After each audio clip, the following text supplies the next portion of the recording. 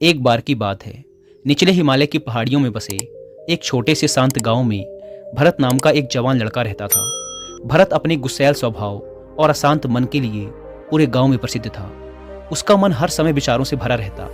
विचारों के इस तूफान ने उसके मन को पूरी तरह से अशांत कर रखा था। शांति तो जैसे उसके जीवन से गायब ही हो गई थी।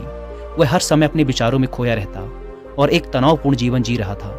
अपने अशांत मन और गुस्सैल स्वभाव की वजह से उसके घर वालों और गांव के लोगों से भी उसके संबंध अच्छे नहीं थे, जिस वजह से वह खुद को और भी ज़्यादा अकेला व अपमानित महसूस करता।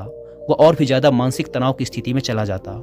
एक दिन की बात है, भरत अपने गांव के बाहर की गलियों में टहल रहा था कि तभी उसका सामना एक बूढ़े बौद्ध भिक्षु से हुआ, जो कि एक पेड़ के नीचे ध्यान की अवस्था में बैठे हुए थे। बौद्ध भिक्षु के चेहरे से एक निर्मल शांति की आभा झलक रही थी। इस असीम शांति ने भरत को बौद्ध भिक्षु की ओर आकर्षित किया। जब भरत बौद्ध भिक्षु के निकट पहुंचा तो उसने उनके चारों तरफ एक सकारात्मक ऊर्जा का अनुभव किया। भरत को यह महसूस हुआ कि इस अद्भुत शांति और असीम सकारात्मक ऊर्जा का स्रोत कहीं न कहीं बौद्ध भिक्षु के भीतर ही है। इसीलिए वह वहीं बैठकर उनके आंख खुलने का इंतजार करने लगा। थोड़ी देर बाद जब बौद्ध भिक्षु ने अपनी आंखें खोली तो उन्होंने अपने सामने एक जवान लड़के को बैठा पाया, जो कि काफी तनावग्रस्त और नकारात्मक भावनाओं से भरा हुआ लग रहा था। भरत ने बौद्ध भिक्षु की ओर लालसा भरी नजरों से देखा और बड़े सम्मानपूर्वक कहा, मुनिवर, मेरा मन बहुत अशांत है। मेरे मन के विचार मुझे खाए जा रहे हैं। मैं एक क्षण के लिए भी शांति का अनुभव नहीं कर पा रहा हूँ। क्या आप मुझे सिखा सकते हैं कि मैं अपने इस अशांत मन को शांत कैसे कर सकता हूँ? बौद्ध भिक्षु ने भरत के दर्द को समझते हुए उसकी ओर दया भरी नजरों से देखा और कहा, मेरे प्यारे बच्चे, मैं तुम्हें एक कहानी सुनाना चाहता हूँ। इस कहानी में मानसिक शांति और खुशहाली के रहस्य छुपे हुए हैं। क्या तुम इस कहानी को सुनना चाहोगे? भरत ने हाँ में अपना सिर हिला दिया और पूरी एकाग्रता के साथ कहानी सुनने को तैयार हो गया। उसके अंदर की उत्सुकता अब अपने चरम पर थी। बौद्ध भिक्षु ने कहानी सुनानी शुरू की। बहुत समय पहले की बात है। एक नगर में शक्ति नाम का एक आदमी रहता था। शक्ति बहुत ही महत्वाकांक्षी व्यक्ति था। उसे हर काम में लोगों से तारीफ चाहिए होती थी। अगर उसे किसी काम में असफलता या लोगों से बुराई सुनने को मिलती तो वह गहरी चिंता और तनाव में चला जाता। उसका मानना था कि सफलता और भौतिक संपत्ति उसे मनचाहा सुख देगी, लेकिन वह जितना ही सफलता और तारीफ के पीछे भागता, वह उतने ही गहरे मानसिक तनाव में डूबता जा रहा था। लेकिन एक दिन अचानक ही शक्ति का सामना उस समय के एक बहुत ही प्रसिद्ध बौद्ध भिक्षु से हुआ, जिनका नाम था महाकौशक। महाकौशक अपने हजारों शिष्यों को ध्यान साधना की शिक्षा दिया करते थे और वो खुद भी एक बहुत ही बड़े ध्यानी और आत्मज्ञानी व्यक्ति थे। महाकौशक की अद्भुत एकाग्रता और स्थिर शांत चित्त से प्रभावित होकर शक्ति ने उनसे अपने भटकते मन को शांत करने का तरीका जानना चाहा। शक्ति ने कहा, भंते, मैं हमेशा सफलता के पीछे भागता रहता हूँ और लगातार और भी अधिक पाने के लिए प्रयास करता रहता हूँ। फिर भी मुझे कोई स्थायी संतोष या आत्मसंतुष्टि नहीं मिलती। इस निरंतर बेचैनी के बीच मुझे शांति कैसे मिल सकती है? भिक्षु महाकौशक ने शक्ति की ओर करुणा भरी नजरों से देखा और उत्तर दिया, तुम्हारा मन एक अशांत नदी की तरह है, जो हमेशा बहता और दौड़ता रहता है, कभी भी स्थिर नहीं रह पाता। अपने अशांत मन को शांत करने के लिए तुम्हें अपने विचारों को बिना किसी रुकावट के जाने देने की कला सीखनी पड़ेगी। शक्ति हैरान था। उसने कहा, लेकिन मैं विचारों को कैसे जाने दे सकता हूँ?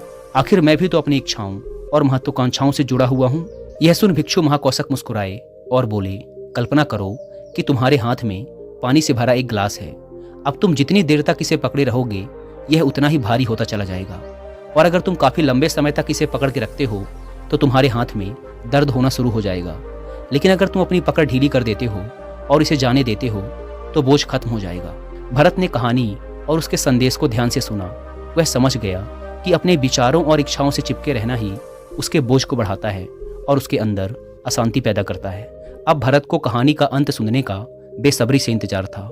बौद्ध भिक्षु ने कहानी को जारी रखते हुए कहा, शक्ति ने बौद्ध भिक्षु महाकौशक की सलाह को मानते हुए विचारों को जाने देने का अभ्यास करना शुरू कर दिया। वह अपने विचारों और भावनाओं को बिना किसी पूर्व निर्णय के बस आते और जाते हुए देखता। अब उसने विचारों को पकड़ना छोड़ दिया था। उसके अंदर विचार उठते और स्वतः ही समाप्त हो जाते। धीरे धीरे उसे महसूस होने लगा कि उसकी इच्छाएं और लगाव ही उसके सभी दुखों का कारण है। जैसे जैसे शक्ति गहरी साधना में उतरता गया, उसने पाया कि वर्तमान में रहना ही आंतरिक शांति का एकमात्र स्रोत है। वह स्वयं को वर्तमान में स्थिर करके अपने मन की निरंतर बकबक से छुटकारा पा सकता है।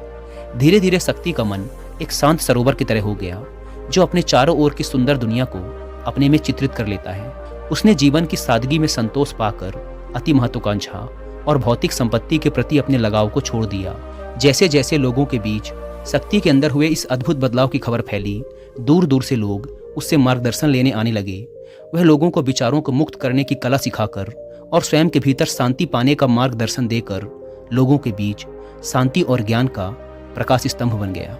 दोस्तों, मैं यहाँ पर आपको एक रिलेवेंट ऑडियो बुक भी रिकमेंड करूंगा जिसका नाम है the mindful way to a clear mind, जिसे आप हिंदी में भी सुन सकते हैं कुकू एफएम ऐप पर।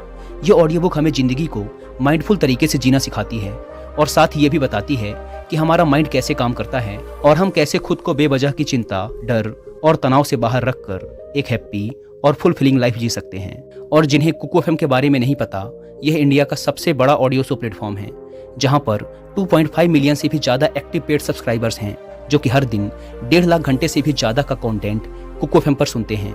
और इसमें हर महीने 4200 घंटों का न्यू कंटेंट भी अपलोड कर दिया जाता है। साथ ही इसका यूजर इंटरफेस एंड फीचर्स भी ईजी टू यूज़ हैं। आप ऑडियो सोर्स को सुनते हुए उनके नोट्स भी बना सकते हैं और सोते समय ऑडियो सोर्स को सुनने के लिए इसके स्लिप टाइमर फीचर का यूज़ कर सकते हैं। इस प्लेटफॉर्म का मंथली सब्सक्रिप्शन पड़ता है 99 रुपीज़ का, लेकिन अगर आप यूज़ करते हैं कूपन कोड WI50 तो आपको इसके फर्स्ट मंथ के सब्सक्रिप्शन पर मिलेगा सीधा 50% का डिस्काउंट, यानी ये आपको पड़ेगा 99 की बजाय सिर्फ 49 रुपीज़ का।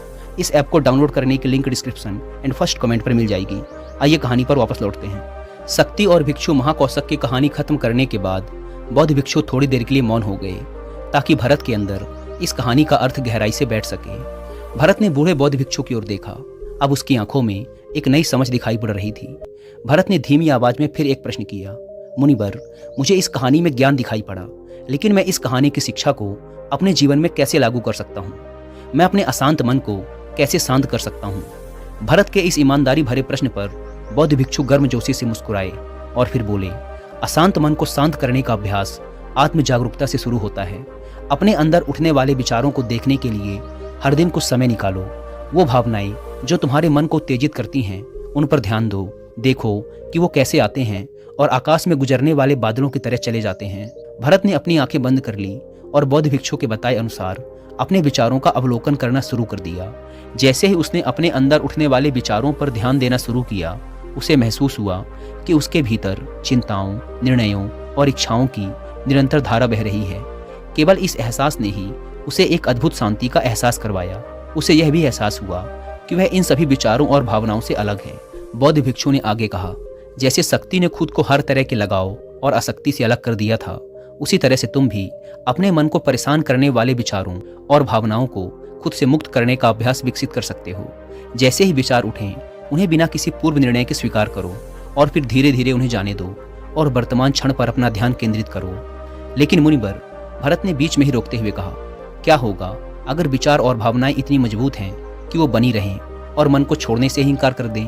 बौद्ध भिक्षु ने भरत की बात पर सहमति जताते हुए सिर हिलाया और कहा, ऐसे कई मौके आएंगे जब तुम्हारे मन में विचारों का बवंडर चल रहा होगा, जब तुम्हारा मन तुम्हारी बिल्कुल भी नहीं सुनेगा। तो ऐसे समय में तुम्हें अपनी सांसों की ताकत पर विश्वास रखना होगा। बौद्ध भिक्षु ने एक बार फिर भरत को अपनी आंखें बंद करके अपने पेट के फूलने और पिचकने को महसूस करते हुए अपनी सांसों पर ध्यान केंद्रित करने के लिए कहा। बौद्ध भिक्षु ने समझाते हुए कहा, जब भी तुम्हारा मन उत्तेजित और अशांत हो तो तुरंत अपनी सांसों पर लौट आओ। सांसों की नियमित गति तुरंत तुम्हें वर्तमान के क्षणों में वापस खींच लाएगी और एक शांति का एहसास करवाएगी। भरत ने कुछ देर तक बौद्ध भिक्षु के निर्देशानुसार अपनी आती जाती सांसों पर ध्यान केंद्रित करने का अभ्यास किया। इस छोटे से अभ्यास ने उसे अपने मन की शांति और स्थिरता का एक क्षणिक अनुभव करवाया। उसे समझ आ गया कि यह सांसें तो हमेशा उसके साथ थी, जो वर्तमान क्षण की निरंतर याद दिलाती हैं, सांत्वना और शांति प्रदान करती हैं। भरत की इस प्रगति को देख बौद्ध भिक्षु मंद मंद मुस्कुराए और बोले, मेरे प्यारे भरत, अशांत मन को शांत करना एक ऐसा अभ्यास है जिसके लिए धैर्य और मजबूत इच्छा शक्ति की जरूरत होती है। जैसे निरंतर व्यायाम से मांसपेशियां मजबूत होती हैं, वैसे ही नियमित अभ्यास से मन भी शांत होता है।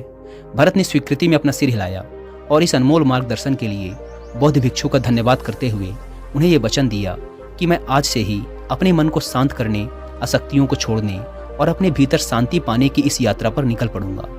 बौद्ध भिक्षु ने भरत के कंधे पर हाथ रखा और कहा, मुझे तुम्हारी काबिलियत पर पूरा भरोसा है। कि तुम बहुत ही जल्द अपने मन की शांति को खोज लोगे। लेकिन याद रहे, यह रास्ता इतना आसान नहीं होगा, लेकिन अगर तुम दृढ़ इच्छा शक्ति और खुले दिल से प्रयास करोगे तो तुम जरूर उस शांति को खोज लोगे जो तुम्हारे भीतर है। उस दिन से भरत ने अपने अशांत मन को शांत करने के अभ्यास के लिए खुद को प्रतिबद्ध किया और हर दिन ध्यान करने के लिए एक अलग समय निर्धारित किया। उसने अपने मन में उठने वाले विचारों को बिना किसी रोक टोक के जाने दिया और अपनी श्वास के माध्यम से खुद को वर्तमान में रखने का प्रयास किया। धैर्यपूर्वक अभ्यास करते हुए समय के साथ भरत ने खुद के अंदर गहन परिवर्तन का अनुभव किया। जैसे जैसे साल बीतते गए, भरत को गांव में शांति और ज्ञान के स्रोत के रूप में जाना जाने लगा। गांव के लोग अपने अशांत मन को शांत करने के लिए भरत के पास मार्गदर्शन लेने आते। भरत ने जीवन की भागदौड़ के बीच दूसरों को आंतरिक शांति पाने में मदद करते हुए बौद्ध भिक्षु की शिक्षाओं और आत्म जागरूकता की शक्ति को साझा किया। इसके साथ ही उसने लोगों को अपने विचारों को मुक्त करने और श्वास पर ध्यान केंद्रित करने की कला सिखाई। इस तरह वह गांव काफी फला फूला। वहां के निवासियों ने एक स्थिर और शांत मन के अमूल्य उपहार की खोज की। बौद्ध भिक्षु की शिक्षाओं और भरत के द्वारा कराए जा रहे अभ्यास के माध्यम से विचारों को जाने देने और वर्तमान में रहने की कला दूर दूर तक फैल गई, जिसने कई लोगों के जीवन को बदल कर रख दिया। जैसे जैसे और समय बीता, अशांत मन को शांत करने की भरत की यात्रा का एक जोरदार प्रभाव उसके गांव की सीमाओं के बाहर भी फैला। पड़ोस के गांवों और शहरों के लोग जब भरत के इस जादुई बदलाव की कहानी सुनते तो वह उससे सलाह लेने उसके पास चले आते। भरत उन लोगों के लिए आशा की किरण बन चुका था जो अपने मन के बोझ तले खुद को दबा हुआ महसूस कर रहे थे। भरत की शिक्षाएं सिर्फ सामूहिक प्रवचनों और ध्यान सत्रों तक ही सीमित नहीं थी, बल्कि वह रोजमर्रा के कामों को जागरूकता के साथ करने पर ज्यादा जोर देते थे। वह लोगों को याद दिलाते थे कि अपने विचारों और भावनाओं के प्रति जागरूक बनो। तुम दिन भर क्या बोलते हो, आसपास घटने वाली घटनाओं पर कैसी प्रतिक्रिया देते हो, इस पर ध्यान दो। हर एक काम को पूरी जागरूकता के साथ करो। जब भोजन करो तो हर एक निवाले के स्वाद का आनंद लो। जब सूरज की रोशनी में खड़े हो तो उसके किरणों की गर्मी को महसूस करो। लोगों की बातों को पूरे ध्यानपूर्वक सुनो और समझो। ये सभी छोटे छोटे बदलावों ने लोगों के जीवन में चमत्कारिक परिवर्तन ला दिए। भरत की शिक्षाओं से लोगों ने जाना कि जीवन का आनंद और खुशी तो वर्तमान के पलों को जीने में है। दोस्तों, इसी के साथ यह कहानी खत्म होती है।